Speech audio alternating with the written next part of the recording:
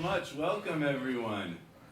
Let's kick things off with some music.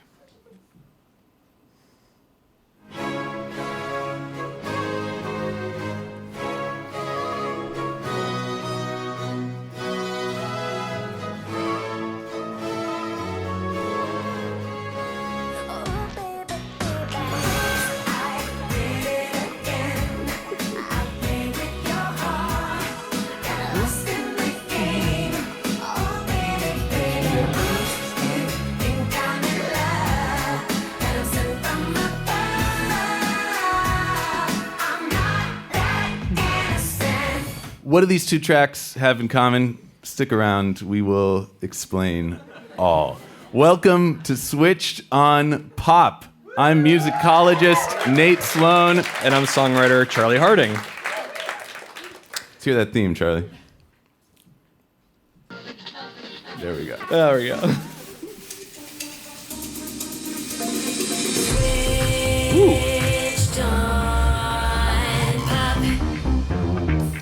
Continue. Sounds different with a big sub. Yeah, it's not laptop speakers. Woofy, I like That's it. good.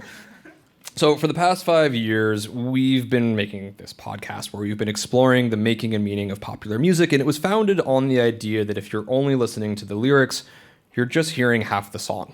So on our show, we try to expand our understanding of a song by listening deeply to its musical components. And when our ears aren't sufficient, we often recruit some of today's leading songwriters and producers to break down their songs with us. Along the way of making the show over 5 years, we would hear again and again from listeners that they wanted like a text that would help them break down music like we do, thinking about harmony, melody, timbre, form, rhythm, how these things work together to make a great song. And so tonight we are bringing that book to you in live form. It's Switched on Pop, How Popular Music Works and Why It Matters. We're going to pair some of the most important songs from the last 20 years with the musical concepts that bring them to life so you can better hear these tracks in all their brilliance. So why are we really here? Oh, why are we really here? Yeah. Okay, the reason we are really here, spin it, DJ.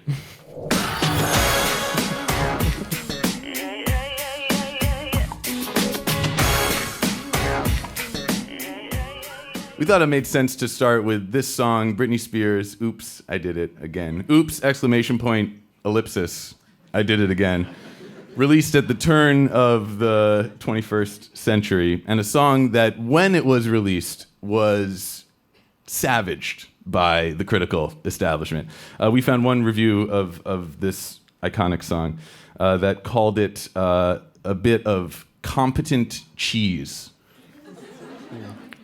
which is a great band name, incidentally, Competent Cheese. And perhaps more pointedly referred to Britney Spears as a dress-up doll programmed to satisfy as many different fans and fantasies as possible. And so let's dig into the song and let's think about what might have changed in the 2 decades that have elapsed since that review, which really gets to the heart of like what a lot of people took issue with when Britney Spears arrived on the scene. Who was this person? Who was Britney Spears? Was she this innocent ingenue, or was she this sexually liberated grown-up? Was she, to quote one of her songs, not a girl, not yet a woman? It was very beguiling, and it flummoxed a lot of critics. And we're going to explore this kind of duality of Britney Spears, not through her image or her fashion or anything, but through the music itself. And in order to do so, let's dig into harmony a little bit. Because just as Britney Spears seems to have this duality, so does the chord progression behind this song. It has a duality between minor chords and major chords. Is that loud enough? Great. Enough said. And now this brings us back to the very start of the show, because what's really cool about this song is that Oops, I Did It Again uses this chord progression that alternates between major and minor, and it borrows it from one of the oldest chord progressions in Western history known as La Folia. It goes back to the court of Louis XIV, the Sun King of France. Let's hear from Louis XIV's court composer, Jean-Baptiste Lully, now.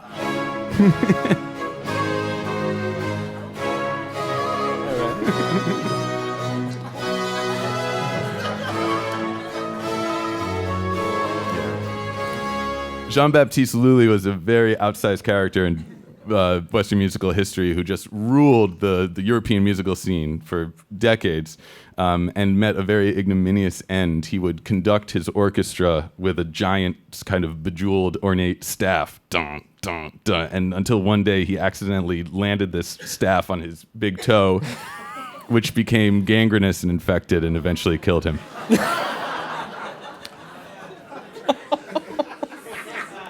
This chord progression has been used for centuries. You find Lully, Handel, Corelli, Mozart, Rachmaninoff. Everybody uses this chord progression, including Britney Spears and her co-writers Max Martin and Rami Yacoub. So this is our first entree into like maybe some of the hidden depths of this "Oops, I Did It Again" track. Now, another way that the song illustrates this duality of Britney Spears is that there's actually two different choruses in the song. There's two different versions of the chorus. This is something that the music theorist Megan Lavengood has pointed out.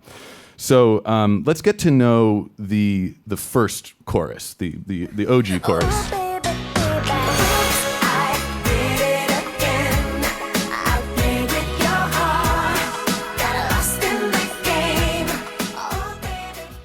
Okay, and now we're gonna need your help. We're gonna need to sing that together. Okay, let's have this side of the room sing. You wanna lead them, Charlie? This side of the room is gonna sing that chorus. Yeah. 1, 2, 3, 4. Oops, I did it again. I played with your heart, got lost in the game. Oh baby, baby. Yeah, that's it. Wow. That. Okay, perfect. Wow, this audience did a lot of choir. Okay, and then if you fast forward about 3/4 of the way through the song, there's this very wonderfully dated interlude that references the film Titanic. And then there's a chorus, but it's not the exact same chorus that we heard. It's slightly different. Let's take a listen.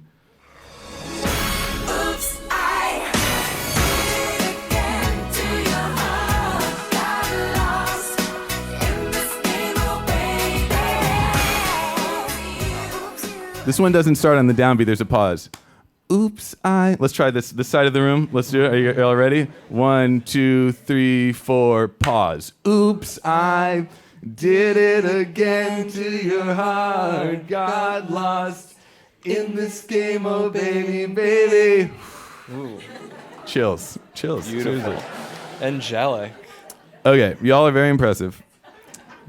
But what's remarkable about this song is what comes at the very end of the song. We've had our original chorus, and then we've had this alternate chorus, these two visions of Britney Spears.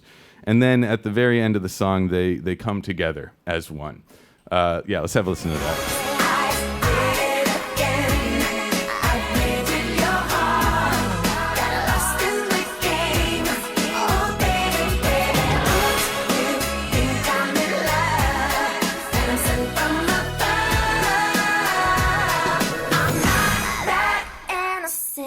Okay, here we go. Ready, Charlie? You're going to lead this side in the original chorus. Oops, I did it. And I'm going to lead this side in the alternate chorus. Pause. Oops, All right, here we go. Yeah. Here we go. Yeah. All right. 3, 4. Oops, I did it again. Did it again. Got lost in your heart. Got lost in the game. In this game, oh baby, baby. Yeah. They got me. They were so beautiful. I wanted to sing with them. That went much better than we anticipated. Yeah. So at the end of the song, it raises a question. Who is Britney Spears? We still don't have an answer. She is multiple things at once. She is performing different identities. And this was, again, very vexing to a lot of critics when this song came out. But now maybe with the benefit of hindsight, we can step back and see how masterfully this is done. She never truly reveals herself. She keeps us guessing. And in performing multiple aspects of her identity, she does something that we all do. None of us are just one thing. We are all composed of multitudes. I think that's what this song really captures. So, to a certain degree, the critic that you referenced at the beginning, competent cheese, as it's called, Yeah. doesn't really seem to hold up. I mean, the classical comparisons here are not just to point to, well, hey, this is old fancy music. She uses the same stuff, so it must also be good. I think it's more to point out that that critic probably wouldn't have said the same thing about Renaissance music, and sort of implies some questions about taste and so on. The problem, I think we've caught up in 2020. I think that the music criticism and culture is really switched on to popular music. And nonetheless, yeah, you see that? It's like in the movie, right, where they drop the name of the movie. We did it once in the book. But even in 2020, I think that the anti-pop critics remain at large. We do hear from them on the internet. We recently received a 10-page email from a very trained composer that was very upset about us taking popular music seriously. And I want to address some of the It was so intense. It was amusing. A lot of the common criticisms are things like pop music was better back then. And I just think that, you know what? Okay, boomer, sure, whatever. Better back then. Pop music has been around for 100 years. Basically 100 years. And, the early era, there was the Brill Building here in New York where composers all got together and wrote songs in a way that was somewhat mechanized. A lot of people love the 50s and 60s for all of its beautiful songs that came out, but also Motown. Motown was a factory as well. There was a one band that was on most of those records. Doesn't mean they're not good, not interesting, but I think this idea that all pop music is the same and sort of manufactured doesn't hold up well. And we'll just, okay, boomer. The other thing people hear a lot is like, oh man, they just use all the same chords. And yeah, it's true. The chords are often recycled and to great creative effect. And luckily we have an extremely talented keyboardist with a very small piano on stage who wants, just showing off. If we go back to that 50s era, there was a chord progression called the Ice Cream Changes for its saccharine quality. And it was used, it's been used throughout pop music ever since. When the night is cold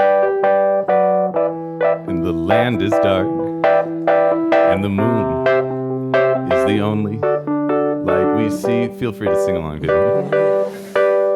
YMCA, it's fun to stay at the YMCA. They have everything for you men to enjoy. You can hang out with all the boys tonight. We are young, so let's set the world on fire. Oh no, he did have a cold this week. Thank you. I had a cold this week. You got one more for us, right? You can burn brighter than the sun. Baby, baby, baby, ooh. Baby, baby, baby, ooh. Baby, baby, baby, ooh. I thought I'd always be mine. All right, so all the chords are all the same. Pop music's not interesting. Thank you. Thank you. It's a great little piano you've got.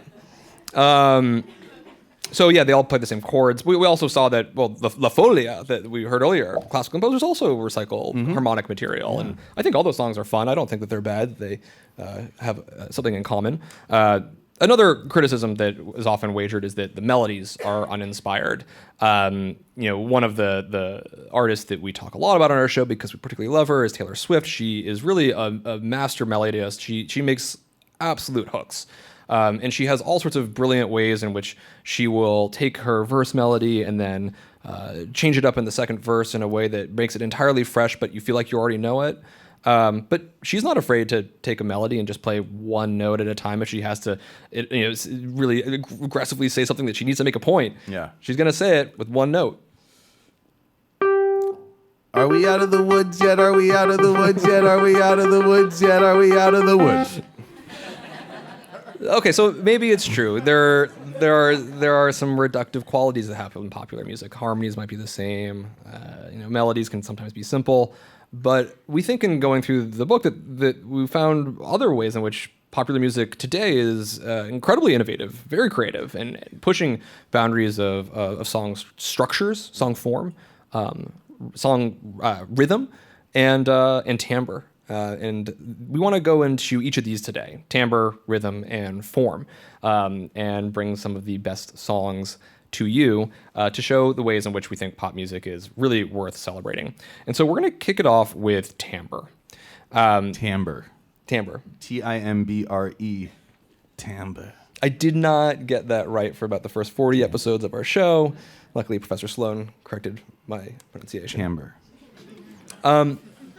So this goes back to timbre. Why timbre? So one of the weakest criticisms of popular music, if we go back to the competent cheese snobbish critic, might be just like all pop music sounds the same, and I think that is incredibly boring because timbre is really in many ways king in popular music. What is timbre? Timbre is the color or the tone of a sound, and oftentimes it is the currency that an artist has. It's the way that they can stand out. If they're going to use that same 4-chord structure, how do they make it sound anew?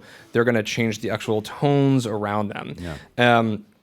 It's one of the most important qualities of music, but it's also in many ways the least theorized. We don't have a very good language to talk about it, right? We can talk about notes. There's an incredibly descriptive, I have dictionaries about music. You can talk about rhythms quite effectively. You can talk about melodies quite effectively, but tone, timbre, we often approximate it with things like it's warm or it's tinny, that voice sounds scratchy. These are almost textural. These are somatic metaphors that don't actually work with sound. Yeah, which is interesting because there's a research paper that demonstrates that if you analyze a brainwave when you're listening to like a rough sound, think of Louis Armstrong's voice, maybe, or like Macy Gray or someone, like a rough sound, your brain will actually light up the part of the brain. Clearly, I don't know a lot about neuroscience. He's a doctor. But this is different kind of doctor. This is other people have proven this. It'll light up the part of the brain that is associated with feeling something rough, like sandpaper or like alligators. Scales or something. So when you say like timbre is something you feel, that is literally true. Like your brain, if you hear a sound and you think, oh, that's rough, your body is saying that's rough. You hear a smooth sound, your body is telling you that sound is smooth. I think a really great example of this, we've talked about her a bunch because we really admire her, is the voice of Sia. And Sia's a fascinating performer to think about timbre with because she doesn't show her face, right? She is this pop star without a face. She always covers it with her hair. She wanted to avoid the spotlight. And of course, she's failed at doing so because she is so wildly successful. People know her not for her image, though. They know her for her sound. She is so instantly identifiable. And we talk about having a sort of grainy, rough texture to a voice, and she has exactly that. It's her vocal rasp that I think really illustrates, I'm just going to play the clip. Let's do it. I'm gonna swing from the chandelier. But then it gets so pure at the top. I know, right? It goes from rasp to this clarion bell or something. There's great control there in her own style, and I think why is she singing that way? She's choosing to go from this like really rough sound to this very pure, almost like operatic sound. And I think that if we look at the lyrics, she's swinging from a chandelier. This is an incredibly reckless thing to do, and the vocal quality that she has. Charlie's a new dad. He does not approve of chandelier swinging without a responsible adult present. That's fair. Yeah. Good burn. It's reckless. Her voice mirrors it. It's a beautiful thing. What were we talking about? Oh, I threw you. Yeah. You threw me off. Yeah. So it's not just vocal. So with timbre, vocalists often are identifiable via their timbre. We know them immediately. You hear a new song, you're not confused. I mean, this is in many ways one of our most human qualities. But it's not just vocalists. Instrumentalists can do this as well. There are players where you hear just a few notes of their instrument, and immediately you're like, oh, I know who that is. And so today I thought we would play a little game that we're going to call It's Going Down, I'm Yelling Timbre. And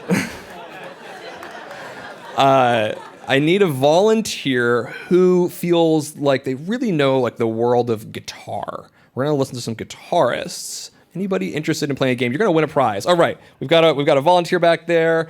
I think we have a microphone coming to you, and if you don't mind introducing yourself. Hi, I'm Amanda. Hi, Amanda. Hey, Amanda. Hey. How's it going? Good. Are you Okay. a guitarist? Yes. Nice. I've been playing for 12 years. Oh, that's awesome. Amazing. Yeah. Okay, so I'm going to play you 3 different guitarists, and your job is to identify them with really almost no material whatsoever. Okay. I think you might be able to get a handful of them, and if you get them all, you win a prize. All right, so the first guitarist.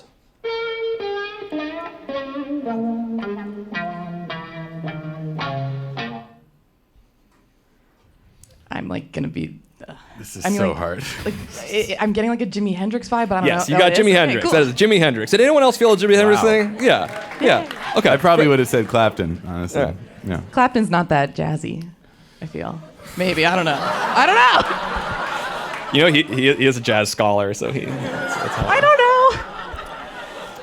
All right, so Nate's Damn, losing the Amanda, that game. was- Amanda's winning. my All right, place. so song number 2.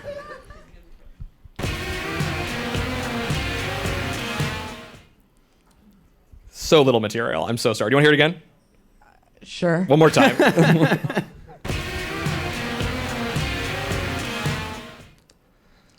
My mind is thinking Tom Morello. Ooh, that's a good actually guess. that's a wow. Yeah, that's really appropriate. But it's wrong. Yeah, that's wrong. That's okay. That's right. This is Saint Vincent, and cool. she's really known for this very fuzzy, Yeah. distorted sound, and actually very counter to the Hendrix stuff. Doesn't do any of those sort of bluesy licks, but Yeah. has much more sort of contemporary sound, much like Tom Morello. Okay, one more song for you. Here we go.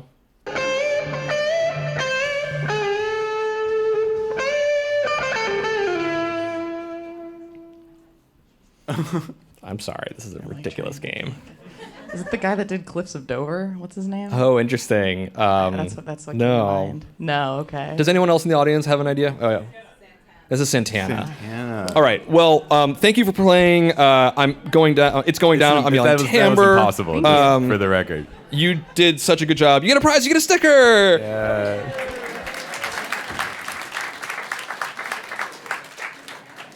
I wouldn't have got a single one of those, just to be clear. I mean, it's somewhat of a ridiculous game, but the thing is, in the room, there were people who lit up, and this was a ridiculously small amount of material. And so just like the voice, a musician who's playing their instrument can develop a sonic signature. Yeah. I could do it with like tenor sax. Could you really? Well, let's not try it, but but let's just say I could. That's impressive. How about that? So we were listening to some maybe a little bit of older guitar sounds there. A contemporary artist that I think does a really good job of building their own sonic signature using timbre is, well, actually, you know what? I think this might be more fun if we have someone else from the crowd. And I really want someone who's like from Gen Y or older. And I'm really hoping I might be able to put someone in my family on the spot. And so, Cousin Mimi, would you like to listen? Cousin Mimi. Cousin John. Cousin John. John, you're on the spot. Can we get a microphone over to Cousin John? Don't worry. And you can actually, because you were put on the spot by Mimi, it would be actually best if you answered the questions together. And so here's what's going to happen. I'm going to play a song, and all I want is your honest reaction. It can be anything. There's no wrong answer. Okay, so this, and again, here we're listening for timbre. We're listening for the texture of the sound. Is it pleasant? What is it? Oh my god!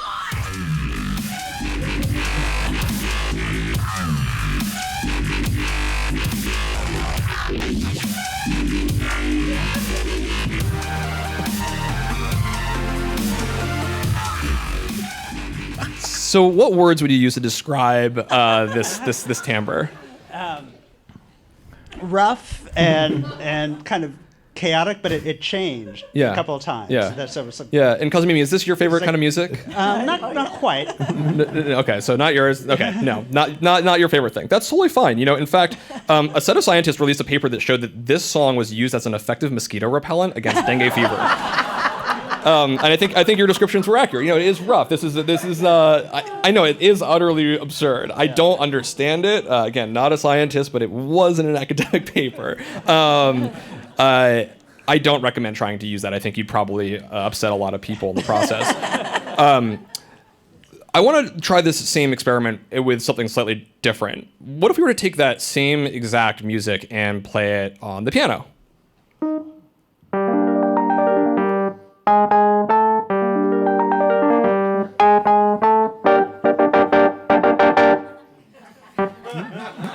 And if you don't mind, John, how would you describe those sounds?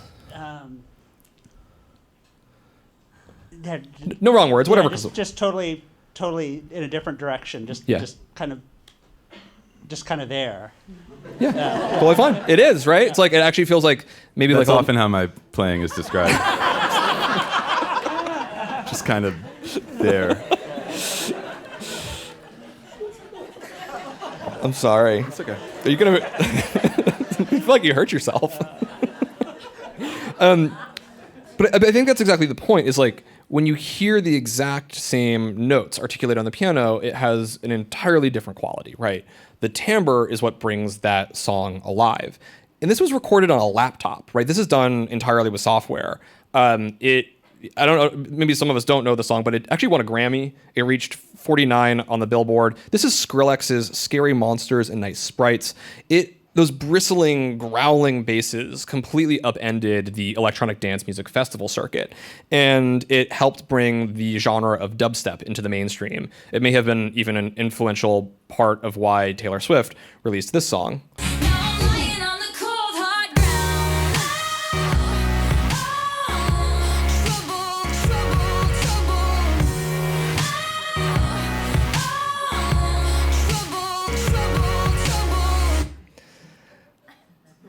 That's Trouble, and clearly influenced by that dubstep, the wobbly bass, and so why timbre? We established that so many chords have been tried, so many melodies have been tried, and timbre might be a way that you can stand out. It is your sonic signature. It is the currency of contemporary pop, and I would say any time that you're feeling like I don't know this music, it's maybe making me feel uncomfortable, or even this song is boring because you're tuned into the thing that you most listen to. You listen mostly to harmony. Timbre is a really great way of turning your ear on in a different way. I do this all the time. When I find a song I don't like, I'm like, I don't know. And then I'm just like, oh, it's making sounds that I've never heard of. And oftentimes we fear that unknown, and it's often speaking to somebody, and it could speak to us. So another dimension in which contemporary pop music tends to push the envelope is rhythm. And right now, I think the genre that is doing that most successfully is trap music, which is another genre that's also critically disparaged sometimes, and often in a way that's laced with the language of race and pathology. But trap music, this style of Southern hip-hop known for heavy bass and woozy textures, is really exciting rhythmically, and especially in terms of one element, which is the trap hat. So this is a hi-hat, essentially, like a jazz, but it has been, it's like a jazz hi-hat on steroids. These trap hats move at impossibly fast speeds. They tick, tick, tick, and then rattle off and skitter into these kind of unimaginably quick pulses of energy. It's a really exciting sound. When we had the musician Dave Longstreth from the band Dirty Projectors on our show, he was just like waxing rhapsodic about trap drums. He called it a new vocabulary, which I think is really cool because it's something that we're starting to hear all over the airwaves. Let's get to know these trap hats through the song that we cover in the book, Swimming Pools by Kendrick Lamar. Take a listen and listen for those tick, tick, tick, tick, tick, tick, tick, tick in the background of the chorus of this song. And I wave a few bottles, then I watch them all fly. All the girls wanna play, babe, watch. I got a swimming pool full of liquor and they dive in it. Pool full of liquor, I'ma dive in it. This sound has become so ubiquitous that you can hear a song from an artist like Lizzo, which is very much in this 1960s Aretha Franklin vibe, a song like "'Cause I Love You," and sure enough, there in the background, trap hats. I thought that I didn't care. I thought I was loving bad, but baby. What's so compelling about these trap hats? I think it has a lot to do with a musical quality called syncopation. Syncopation refers to rhythmic emphases in places that you're not expecting them. Scientists have likened to this to this one scientific paper we read called it a violation of structural expectation. You think a beat's going to come here, and it comes here. And that is so disorienting and discomforting, but also kind of pleasurable and kind of fun and kind of addictive. Syncopation makes you want to move your body. Songs that don't have a lot of syncopation, like Happy Birthday or The Star-Spangled Banner, don't make you want to dance. But songs with a lot of syncopation do. Charlie, I asked Charlie to illustrate how these trap drums work, and he went a little out of control.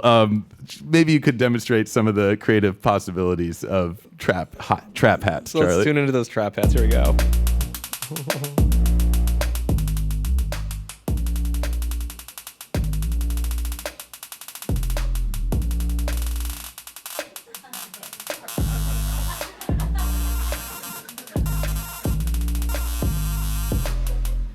Almost took the stage down. It keeps you guessing. The sound is at the threshold of what our ears can hear. And actually, I think something. What was that like? Kind of buzzing. Explain what's going on here. Yeah. So what I was trying to do here is show that as you increase the rhythm and the hi hat, that you can get some really strange sounds. And so I'm actually exploiting this musical property in which sounds, as they repeat, as they get fast enough, they actually turn into an actual tone. So check this out. So at the end, you heard these like zzz, that kind of stuff. Those are the hi hat. Here it is, slow to fast.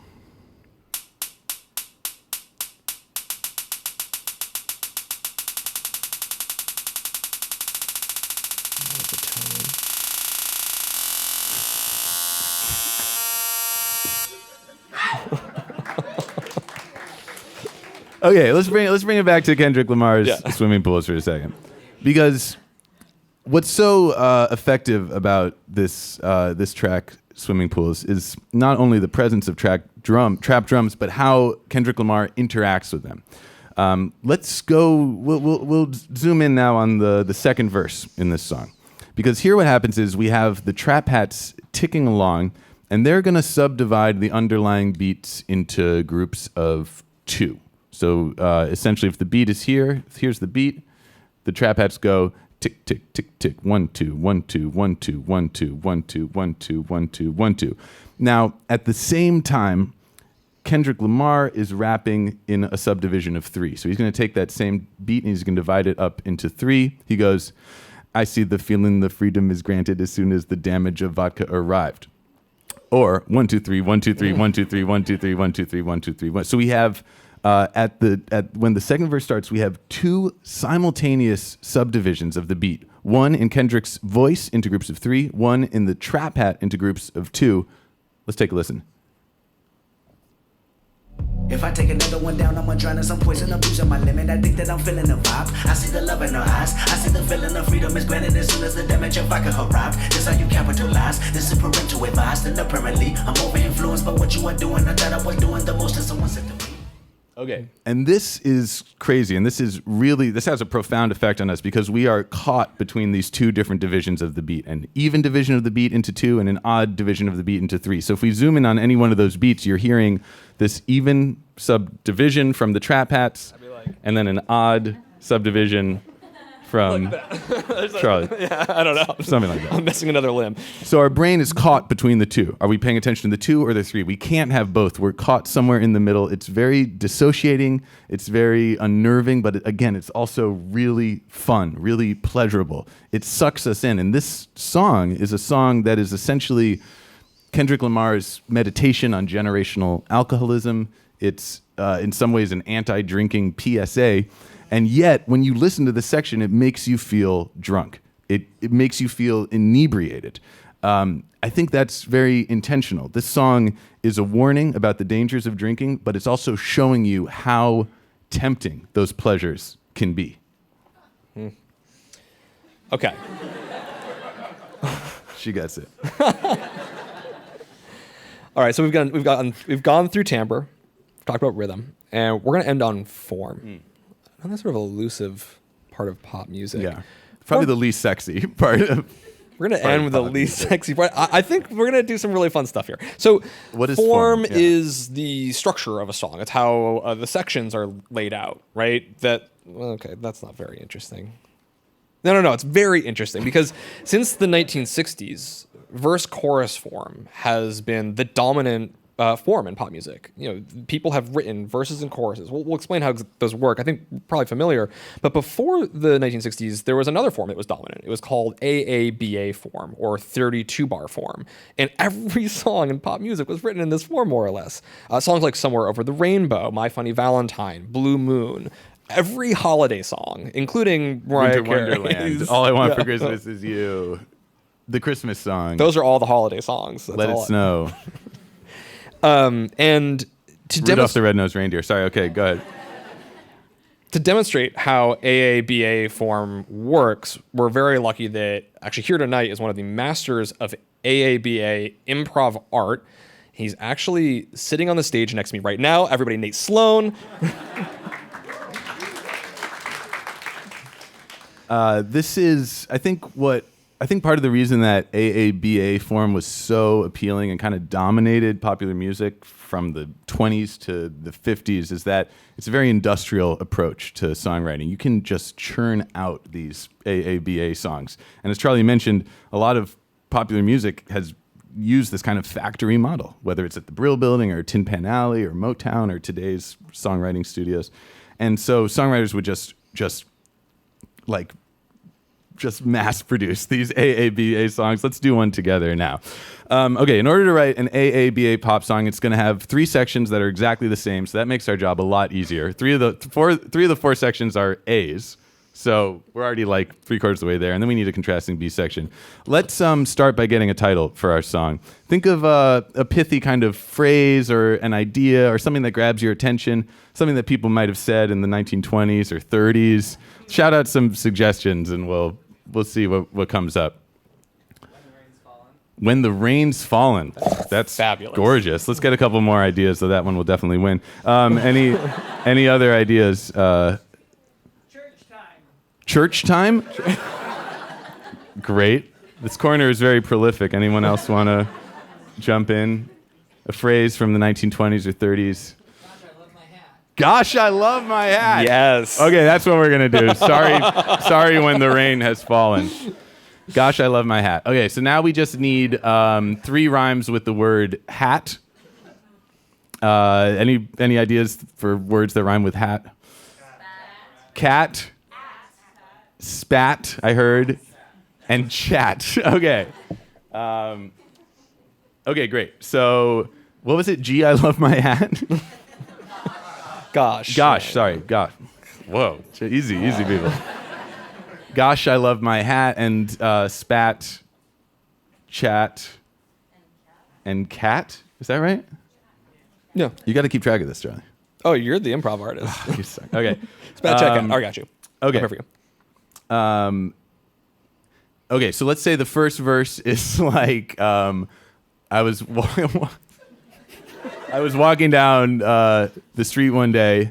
A beautiful woman stopped for a chat. Let's. I don't even need to make this gender specific. Okay.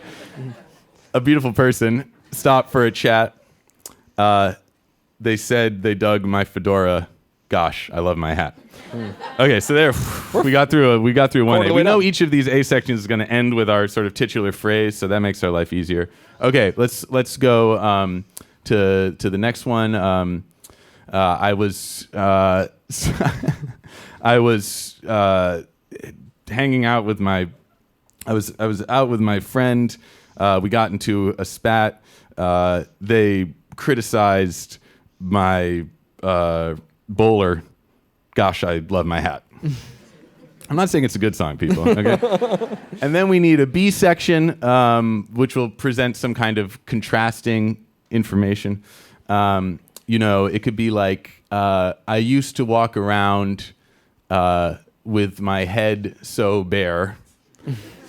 Now I can't imagine without a chapeau, having a chapeau there.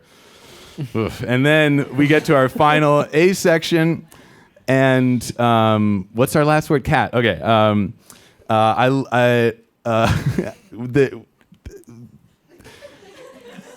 love headgear so much. I even have one for my cat.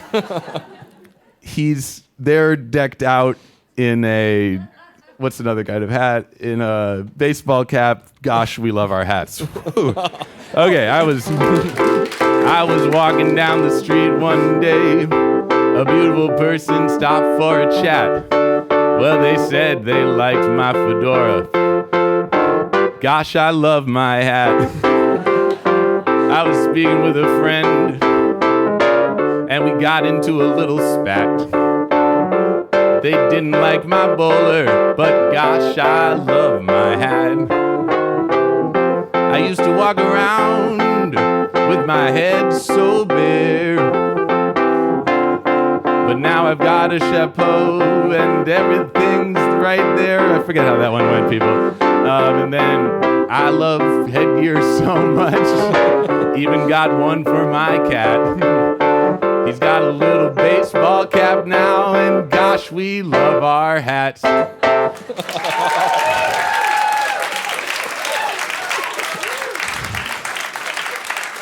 Okay, so again, asterisk, not necessarily a great song, but man, that's a song. It's a song. And it took us 4 minutes to write it. Yeah. So that's the power of the AABA song form. But then you get into the 1960s, artists, singer-songwriters, psychedelic rock bands, folk artists, they need like a more flexible form. That's a very rigid form. Yeah. So tell us about Okay, so then we get to chorus. verse chorus form, and I think most of us are probably familiar, right? You have a verse where you establish some material. There's some storytelling that's going to happen. Usually, even though it's called verse chorus, oftentimes you'll have a thing in between the verse and the chorus called a pre-chorus, and the pre-chorus is where the tension is rising so that you can have ultimately some great cathartic moment in the chorus, and that's sort of like the energetic movement of a song. We can think about it kind of like a roller coaster, right? And I think there's no better song to elucidate the verse chorus form than Rihanna's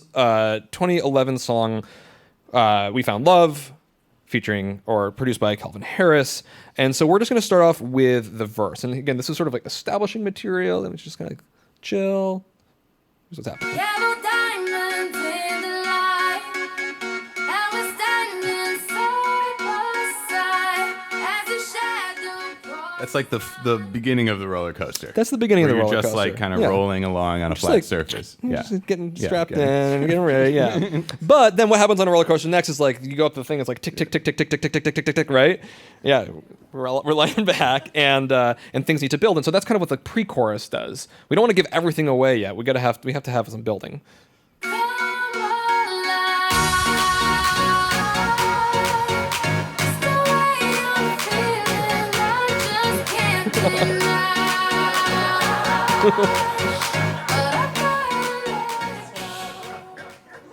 And now we've reached the top, And the peak of the roller coaster. I don't think this needs much explanation. This It's is the chorus. This is the loop-de-loop. Yeah.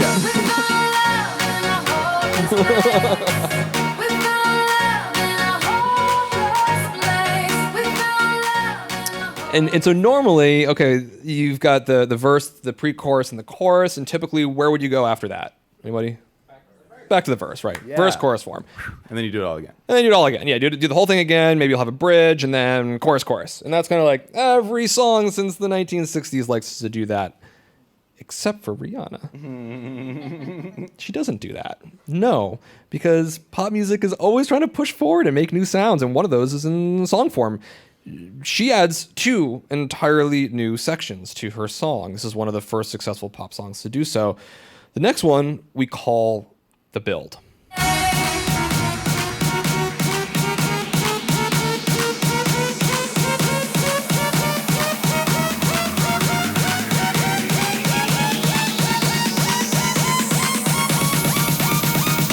And the build is almost like you've gone up another ticker. No, play the drop. Okay, here's the drop. You monster. Right.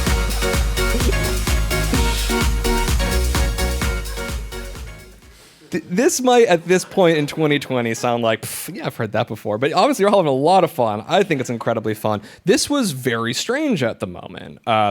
Songs weren't doing this. This idea of the build and the drop was borrowed from Calvin Harris's domain of electronic dance music, and they were really intelligent in thinking, well, maybe we can take the two, Frankenstein them together, and make a pop song where the energy actually goes even higher than any pop song has ever done before. And after that song, everybody copied that idea for about 5 years before so the onset of trap music becoming the sort of the dominant sound in pop music. But this sort of EDM fusion with pop increased the potential emotional intensity of a song. And I think when we think about, okay, so yeah, so what? Nate and I can get very excited about all these wild musical concepts, but for really the reason why we do it is I think it often will reveal something about the song that you might miss otherwise. Maybe it's entirely obvious because it is just so fun, but this is a song about mirroring sort of the ecstasy of meeting somebody on a dance floor and the sort of the excitement that's going to happen. And I think by adding these new sections, these non-lyrical sections, right? It's kind of funny that the highest moment doesn't actually have any words to sing along to. All you have is your body dancing, and it moves us beyond this sort of lyrical escape from, as she calls it, a hopeless place. I think that's really, really, really beautiful, actually. And so we called this thing the pop drop, and we've talked about it a bunch on our show, and we write about it in the book. But we also think that the EDM isn't the only contributor to changing how pop song forms are working. In fact, there's a lot which is being upended as we speak right now. There's been a handful of more recent releases that, especially coming from the world of hip hop and trap music. If you look at one of Kanye's recent songs, "Follow God," actually doesn't have a chorus at all, which is very strange. There's no drop, there's no chorus. It's just section. Stream of consciousness. Yeah. James Joycean monologue. I'm gonna let you own that one. Travis Scott, tattooed. Travis Scott's "Sicko Mode," which it's an amazing. I agree. It's actually just like 3 different songs, just like mashed together into one mega song. But one of my favorite examples is actually from a few years back. Is from off of Beyonce's "Lemonade," her song "Formation," and I think there's 2 choruses. Maybe we can take a little vote actually and see which one is the chorus. Got hot sauce in my bag, swag. I see it, I want it. I stuck yellow on it. I dream it, I work hard, I grind till I own it. Okay, so that's a chorus, but I think this is a chorus too. Okay, ladies, now let's get information. I say, okay, ladies, now let's get information. I say, prove to me you got some coordination. So what do we think? If you're in like first chorus is the chorus, raise your hand. Okay. Second chorus is the chorus, raise your hand. Oh, that's fascinating. So actually, second chorus Trick is question. winning. It's the others. It's this I slay section. Dark horse contender. Just putting it out there. Because the official lyrics actually post the first part is actually the chorus, and it actually is repeated more frequently. But the okay, ladies, let's get information is also the name of the song, and both of them are hooks. Like you could easily find yourself like that spinning in your head for the rest of the night, either one of those. And so I think she's playing with the idea that we need to have any particular chorus at all, that actually every section ought to be a hook. Oftentimes songwriters will think about a song that is catchy, and you just want every section to be memorable. And I think she's proving that out. So this is like an exciting moment because if our predictions prove true, then we are on the precipice of the next sort of tectonic shift in pop form. Because basically, there've only been 2 for the last like 100 years. There's been that AABA song form, and then verse chorus, and so now maybe we're in this kind of miasmic zone between like verse, chorus, and whatever is next, like some new song form that hasn't been named or identified yet. Yeah. So like, stay tuned, people. if you hear something on the radio and you're like, what is this song form? Tweet us. We'll be very interested. So timbre, rhythm, form, these are just some of the many ways that modern pop music innovates and pushes forward the sound of all of music, I think. And, if you ever feel yourself in a musical stasis, sometimes maybe you feel like you're putting on that snobbish hat that I can find myself in there all the time. I know my friend who's a jazz scholar can as well. We gotta watch out. We don't want to be that "oops, I did it again" critic. I think I think we want to turn our ears on and really think about some of these core musical concepts that we write about in our book. So we call that "How Popular Music Works and Why It Matters." And we really wanted to write something where we could think about that sort of essential vocabulary that helps us listen more deeply. Either when we're having a really great time, it can enliven something even to a greater degree. And often, I think for myself, I use those tools for when I'm kind of lost, and they help ground me by having a vocabulary. If you want new ways of thinking about it, please pick up our book, How Popular Music Works and Why It Matters. Switch it on Pop, How Popular Music Works and Why It Matters. We'll be out in the lobby signing the copies. Thanks to The Strand and WNYC for making it happen. There's also an email list out there for a good night email. We want to send you a little follow-up. It's going to include a playlist of the songs you heard tonight, a link to the book, a link to our favorite episodes. If some of you came along as plus ones, thank you. You have no idea what you got dragged into. We have some really fun episodes we want to share with you, and we will share the most embarrassing photo that we've ever taken together, so please sign up over there. It involves a Lady and the Tramp situation. No spoilers. We are going to take some Q&A for just a few minutes. So please, I think we're going to have some microphones going around. If you want to raise your hand. We've got someone back there. Wonderful. Hi. Will you introduce yourself as sure. well? Just tell us your name. My name is Brian. Hi, Brian. And I will fully admit that I have never before tonight heard of your podcast. I am a guest of my lovely boyfriend. Thank you, boyfriend. And so my question for you is, first of all, I thoroughly enjoyed this so much, and you both are just wickedly smart, and I appreciate that. I'm curious if when you listen to music, can you fully enjoy a song anymore without sort of overanalyzing it and digging so much into like specific milliseconds, seconds, beats, and just not fully analyzing it? And actually, can you enjoy, music anymore? Yeah, it's a drag. No, we hate music. Total drag. I've learned from experience that when you're like on at the dance floor, people don't appreciate you like leaning into their ear and being like, "There's a modulation coming up. Wait, listen to this. Did you hear that? There's a rhythmic subdivision." Like people, I think I think there's a time and a place, and we do both kinds of listening. We do our like switched on listening where we're being very analytical and clinical and dissecting every part. And then we will also just flick off that switch and just enjoy the visceral pleasures of popular music. I think you can absolutely have it both ways, and you can even do it during the course of a song. You'll be like, "Oh, I'm gonna flick on for this part, and then I'm gonna flick off and just let these tones wash over me." I often get this. There's like this fear if I know too much about it, then I'm not going to have a good time anymore. But I think in the same way of like learning a language, like you might like watching foreign film, but it's probably a lot more exciting to get to see it in its original language and really know all of its poetry. So both are totally possible. I saw your boyfriend also wanted to ask a question. So if you want to, please. So you were talking about like, my name's Alejandro. Alejandro. And awesome. Thank you so much for everything you do.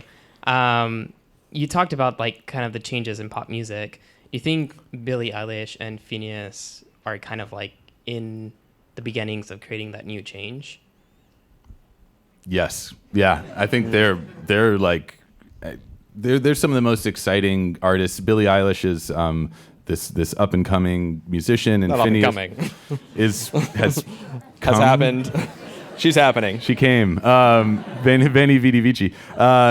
Phineas is her brother and collaborator who produces all her music, and we were actually just talking about this earlier. Like, they almost have this kind of hermetic sound that you can tell was like born out of like just hanging out in their basement for years and years. It doesn't sound like what's happening on a lot of the charts, and that's really exciting. And Billie Eilish doesn't look like your typical pop star and doesn't present. And in talking with some of my students, they've really found that really inspiring because she offers like this new way for pop stars to behave and look and conduct themselves. So I think you're onto something. In the music, they're pushing ground, and also in the kind of image and the celebrity they're of pop, they're pushing ground as well.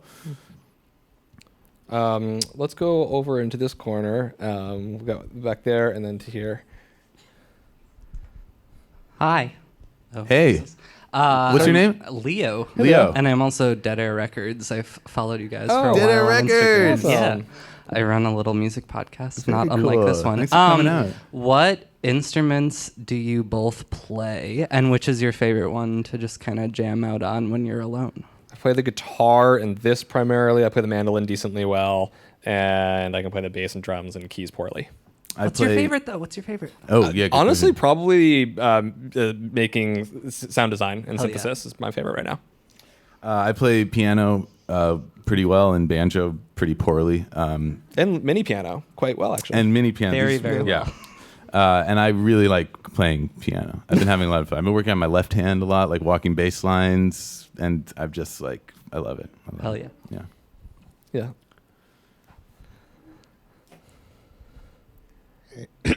Hey, I'm James. Hi, James. Hey. So in a lot of like podcasts, Yeah. like there is usually scoring that exists, and Right. it scores pretty much a good chunk of the episode, but it's not referred to as a song. So I'm curious, like, what do you feel is like the separation point between a song, a podcast, like spoken word? Like, what do you feel causes us to place things in those certain buckets? That's a powerful question. Charlie? Well,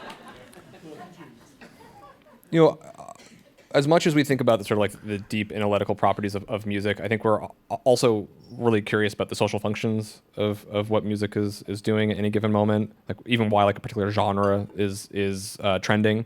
What does it say about where we are, how are we listening, what's happening in our economy, culture, and so on. And I think we should. I don't mean to be too abstract, but music in different contexts is fulfilling a different function. One of its most beautiful qualities is, of course, that it kind of provides for emotional cues and non-intellectual ways of just experiencing life. And certainly, we both know from producing podcasts, and you've made narrative shows which really require a lot of. Well, sometimes you get like a not really interesting talker, like someone who's not a great storyteller, but their story is really good, and you're like, how do you make that thing come alive? And sometimes you're just like, you wouldn't quite do that in a podcast. That's far too cinematic. But that music ends up being absolutely necessary for telling, for actually storytelling, and it functions differently. But at a compositional level, I'm interested in all of them, always cued in. But oftentimes, the backing music is intended to be backing music, and you very rarely actually want it to come forward too much. We actually see this as a trend in film. It was much more popular in the 1980s that you would have a song that would be like, recently we watched Tootsie. It's a great film. There's some stuff that definitely does not hold up. Where is this going, this answer? I'm sorry. I'm excited to see how you're going to bring it around. The beginning of the movie, I can't remember the melody, but it's just like, Tootsie, Tootsie Roll. It's like this wild, over-the-top show tune, which is maybe appropriate to the film, but the contemporary film doesn't do that either. There's actually like a much more, the aesthetic, if you listen to like Hans Zimmer being the most popular composer, his music is often very much in the background. It's not melodies to be sung, it's atmospheric. It's to just elevate the experience of the story, but not rise to the surface that you're paying attention to it. I know. Those are some of my rambling thoughts on Have you Tootsie seen Roll. Frozen 2? Because That's a musical. Different story. Okay. All right. Okay, all right. enough. We've got a question right Fair here. enough. Yeah. Please. that was a great question, Yeah. James. We'll meditate you on got that. Hi, I'm Sam. Hi, Hey, Sam. Okay, I have a first question that I feel might be too long-winded, but I'm going to ask it and then ask the second question. So it's more of a comment than a question. Well, no, it is a real question. Okay, so I really love the Popcast from New York Times, and John Carmanica talks about, he says like the SoundCloud sound, but I think that kind of shuffles up into the larger trend of like bedroom pop. And like how that is a growing sound that we're hearing kind of come into the top 200 and top 40, with Billie Eilish, I think, being like the masthead of that. And I wonder if you could kind of talk to about how that maybe is coming off the trend of shorter quote unquote attention spans, and the internet's effect on it, and what you were saying about how we need every component of a song to be memorable, because we want on TikTok every component of the song to be its own viral moment, and we want everything to be maybe an AAAA song format. And like, what does that mean? And I wonder if you kind of have ideas about like how they're doing that in the form that you guys brought up today of, is it one of the 4 things that you talked about, or is it something completely different? And if you don't want to talk about that, I can ask an easier question. No, that's a great question. Yeah, I mean, we just recently did an episode about TikTok, which is this video sharing platform that maybe the people here under the age of 33 may be familiar with the journalist Kat Zhang, who's here tonight. And what was so interesting about listening to that music, which I think Charlie and I had not really heard before, was a lot of the things you're describing. These like kind of, I mean, we're at a point now where so much of the music we've been describing can be so perfectly manicured, and like every sound can be touched up, and every vocal can be like perfectly caressed into the most ideal sonic form. And yet, when you turn on TikTok, it's like noisy, blown out bass. It's like ad libs that were meant to be left on the cutting room floor put into the middle of the song. It's like haphazard and lo-fi and bedroom, and that's I find that really exciting, because it may point to people needing kind of an antidote from the sort of airless and sometimes antiseptic sound of like so much studio pop. And you can hear that now, not just in the more rarefied world of TikTok, but on a track like Tyler, the Creator's big hit last year, Earthquake, EARFQUAKE, which literally feels like an earthquake, with the bass so loud and intense and blown out and rumbly that you might think your speakers are too loud, but no matter how low you turn them down, it's still going to be rattling. So yeah, I think that's an exciting area for musicians, composers, producers to explore almost the antithesis of like that carefully produced pop sound. Right there in the middle. Can you pass? Yeah, there you go. Oh. Hi, I'm Jorge. I want to ask for you both, what makes a bad song? Because I think there's lots of things that bad songs can do that are still interesting. I think there's a great example. I'm not a fan of We Are Young, and I think John Carmack is not a big fan either. But it can still do interesting things in the song. So what for you defines like a bad song? There are no bad songs. I can't believe I'm saying that, but I really feel that doing this show for 5 years has led me to that conclusion. There are songs that are like boring and derivative and uncreative, and I think one that comes to mind that we've broken down on the show is "I'm the One" by DJ Khaled, which was a #1 song. That was the #1 hit, and it's horrible. It's like, it's not a good song, and yet something about it speaks to people. Something about it, and interestingly, that song shares the same frickin' ice cream chord progression as We Are Young and all those other tracks.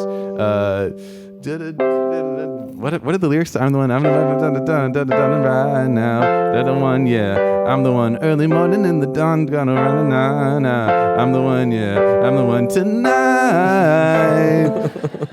So maybe what you're hearing is that like you're like, I can't hear that chord progression anymore. I'm done with that ice cream changes, and I get that. And yet it's like, I don't know. The song must have, all songs have some merit. I think.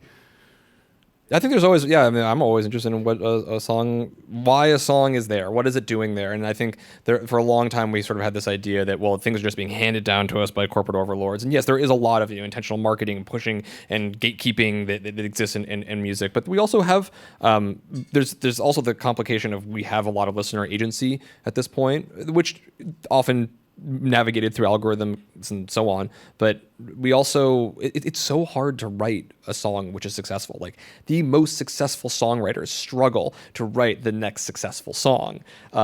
There's always an interesting story behind it. There's always something to dig into. There's another bad song is there's no bad songs. Is Me. I know, but like a bad, not bad song. Yeah. Is Me by Taylor Swift, which also has that same chord progression. Me, you're the only one. I mean, actually, that is a bad song. Okay, there's one bad song. Okay. Let's do some more. Just a few more questions. I'm glad we figured out there's one bad song. Yeah, right there. In the jacket. Yes. Yeah, you. Hi, I'm Annabelle. I'm a really big fan of the podcast. Hi, the Annabelle. Old Town Road episode was just one of the coolest things I've ever listened to. Yeah. So my question is, why do you think so many people are so quick to write off pop music and kind of like put themselves on this intellectual pedestal and say that there's no value in it or you have no agency if you listen to it? Kind of criticisms like that. I mean, I think we established at the beginning, it's just competent cheese, right? It's like, no, I'm sorry. You had an actually smart thing to say, and I just... No, All right, here's what I have to say. I'm going to interrupt Nate. I mean, I think so. The main thing that I think comes up is that so often when people are saying this stuff is no good, is it's often a stand-in for some other kind of bias, right? So pop music is often first liked by women, people of color, especially if you look at like the reaction to disco as a great historical example. And I just think so often queer communities, and so often there is some other kind of underlying bias, and then pop music is a sort of like safe proxy where you can say, well, that's bad. You can even find like some scientific ways of why it's bad. Well, it's too compressed. And because the way that it's compressed today and it's made too loud, it's scientifically bad. That's just a stand-in for some other thing that for some reason someone doesn't like that thing. I think what we try to do on our show and the way that I try to listen is, as I was saying earlier, like when there's things that I don't like it's okay to have taste. But I never want to say something is actually definitively bad because it's functioning for somebody else. And I think there's very few other parts of culture where it's appropriate to say like that whole culture is bad or wrong. That's not socially acceptable to say. And I think that we ought to maybe think about music similarly, that when we're using it as a proxy for something else, that's actually what's going on. That's my primary reason why I think people jump on it. I don't know if you want to... Yeah, no, I think that's well said. I think the other... There's another element that we referenced briefly, which is like this idea of better back then. Like, there's this quote from the poet W.S. Merwin where he says, "Tell me what you see vanishing, and I will tell you who you are." And I feel like pop music can tell you what people see vanishing sometimes. Whatever people are complaining about in pop is what they are afraid of losing, because pop is always at the vanguard. Pop is always changing. Pop is always new and always wiping away the old. So that can be, I think that can be very uncomfortable. I feel that. And doing this podcast, listening to these stupid pop songs for 5 years has been the like most educational and has experienced and has like helped staved off some of those curmudgeonly instincts, because if I didn't force myself to listen to top 40 pop music for, the benefit of society, then I wouldn't. I wouldn't. Because it's... You wouldn't have, probably. Yeah, I wouldn't have. You would today. I wouldn't have. For the last 5 years, I would not have listened to Taylor Swift and... Oh, yeah, sure. And Kendrick and Travis Scott, because I'm like, that doesn't speak to me. I don't get it. That's not the music I like. I'm going to stick with my jazz and my classic rock and whatever else. But in doing so and in forcing ourselves to listen to the top 100 every week, it's like it forces you not to calcify and not to think that whatever you love is the best thing, but to keep stretching your ears and opening them up to new sounds. And that has been a life-changing experience. I've also watched you just have profound pleasure in listening to pop music at this point. Yeah, now I love pop. I've neglected this side of the room, and so we want to take a question or two. How about in that far back corner with the glasses? Far back corner glasses. FBCG. Hi, I'm Tiffany. Tiffany. So on your podcast, you often refer to Carly Rae Jepsen as the patron saint. Saint Jepsen. Hallowed be thy name. She is wonderful. She's perfect. But Britney came before her, Mariah before that. Why Carly Rae Jepsen as the patron saint of this podcast? I think it's personal. Great question. I think two things. One is our moment, in the vita of a saint. There's that moment, there's that conversion moment. And for us, that was listening to Call Me Maybe, Carly Jepsen's 2012 hit, which I don't think either of us would have taken seriously at a certain point in our lives. And as we pulled back all the layers of what's going on in that song, we were just like, oh my God, this is an amazingly crafted, just jewel of a composition. And then since then, her whole career has been about. There's a pop aesthetic to what she does. She's never revealing too much of herself. Her songs are always very universal. They tend to be under 3 minutes long. I think she just embodies so much of pop as we know it, this striving for this universality, giving you these quick hits of dopamine, and in her live shows she just invites this. The writer Hanif Abdurraqib has a beautiful essay about seeing Carly Rae Jepsen live, and he describes the awkwardness that she allows you to experience, because she is up there dancing so awkwardly that everyone else watching her feels uninhibited to do the same. So I think that kind of vulnerability is a big part of what we love about pop, and that's why she is Saint Jepsen to us. Yeah. Wow. This has been just really fun. I wish we could chat with all of you. We intend to. We're going to be out in the lobby hanging out, playing, signing books, and we're also going to hang and just chat. It means a whole lot that you've all come to support us in the book. Thank you for listening. It's just spectacular. I do want to say that if you feel as though after all of this, and you've stayed in the room and you're like, I don't know what these guys are talking about, I am an absolute classical snob.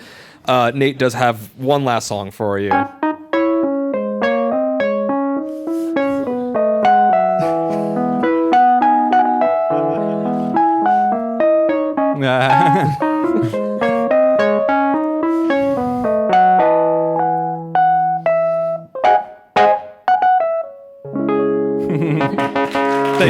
Thank you all so much for coming out. This has been so fun.